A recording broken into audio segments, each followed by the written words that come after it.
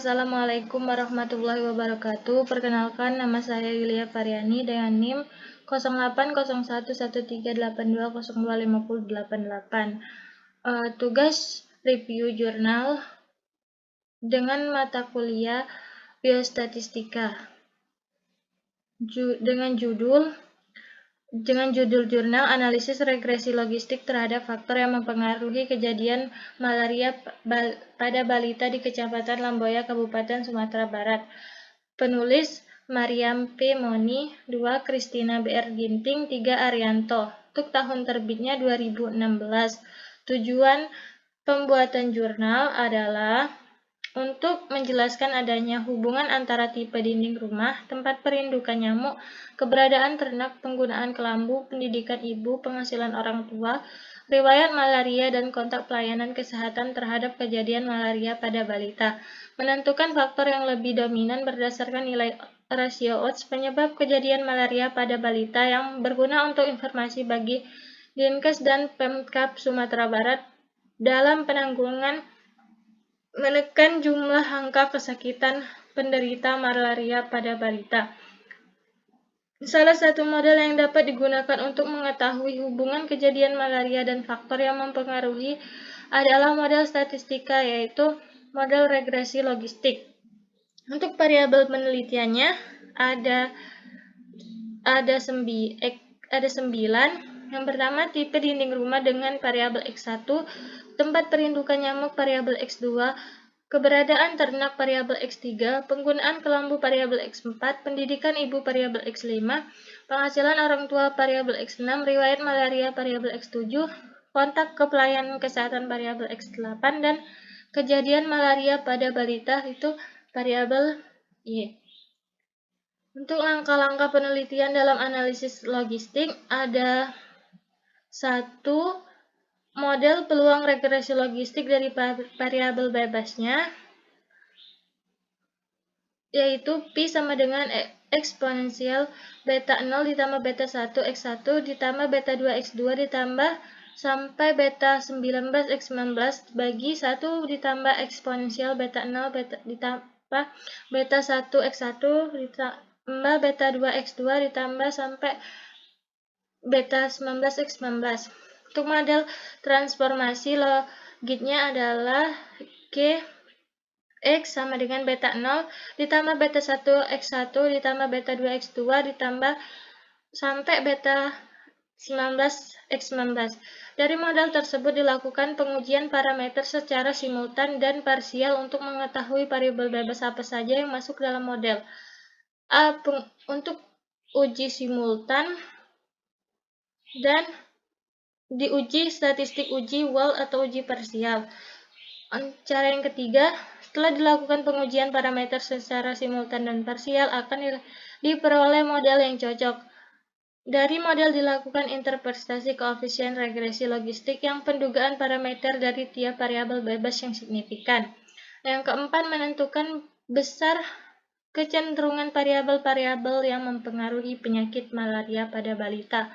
Untuk hasil dan pembahasannya, pengujian simultan penelitian. Hipotesisnya H0, beta 1 sama dengan beta 2 sama dengan beta J sama dengan 0. Artinya tidak ada pengaruh antara variabel bebas dengan variabel terikat. Untuk H1-nya, minimal ada 1 beta J tidak sama dengan 0. Artinya ada pengaruh antara variabel bebas dengan variabel terikat. Statistik uji G kuadrat sama dengan min 2 log L0 per L1, di mana L0 likelihood tanpa variabel independen, L1 likelihood dengan variabel independen. Kesimpulan, tolak H0 jika G kuadrat lebih besar dari X kuadrat A P atau P value lebih kecil daripada nilai alpha, yang berarti ada pengaruh antara variabel bebas dengan variabel terikat, atau terima H0 jika G kuadrat lebih kecil X kuadrat atau P value lebih besar nilai beta yang berarti nilai alpha, yang berarti tidak ada pengaruh antara variabel bebas dengan variabel terikat. Berdasarkan output hasil perhitungan menggunakan SPSS 16 adalah likelihood tanpa variabel bebas L0-nya Pada saat variabel bebas belum dimasukkan dalam model, diperoleh nilai min 2 log likelihood sebesar 317.026. Likelihood dengan variabel bebas L1. Pada saat variabel bebas dimasukkan dalam model, diperoleh nilai min 2 log likelihood sebesar 213.41. Berdasarkan nilai min 2 log likelihood pada tabel iteratur blok, maka diperoleh uji simultan adalah 103.625, sama dengan nilai chi-square hitung x kuadrat, k kuadrat sama dengan 103.625 lebih besar x kuadrat. Tabel pada OVA itu 15507 atau signifikan besar 0,00 lebih kecil dari 0,05 sehingga menolak H0 yang menunjukkan ada pengaruh antara variabel bebas terhadap variabel terikat. Untuk pengujian parsialnya dapat dilihat nilai ln pi x per pi 1 dikurang x-nya adalah min 5490 ditambah 1826 x1 ditambah 153x2 ditambah 145x3 ditambah 205x4 dikurang 057x5 dikurang 0703x6 ditambah 1123x7 ditambah 1380x8 merupakan persamaan 1. Persamaan 1 menunjukkan nilai koefisien dari sebagian besar parameter. Berarti nilai sehingga hampir semua variabel mempunyai peluang untuk berpengaruh. Pada uji simultan atau bersama melalui rasio likelihood dipengaruhi secara bersama-sama variabel signifikan.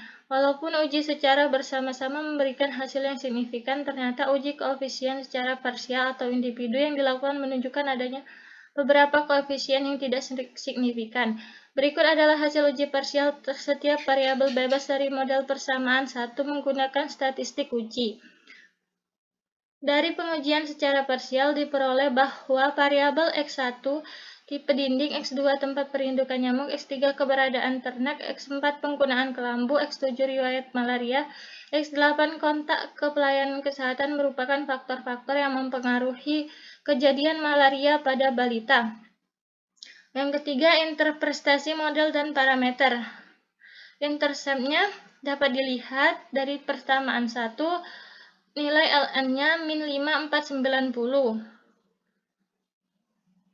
Untuk slope-nya, pada persamaan 1, variabel X1 tipe dinding rumah adalah 1826 dimulai nilai rasio odds sebesar 620, artinya resiko terkena malaria pada balita yang memiliki dinding rumah tersebut dari papan adalah sebesar 6208 kali dibandingkan dengan balita memiliki dinding rumah dari tembok.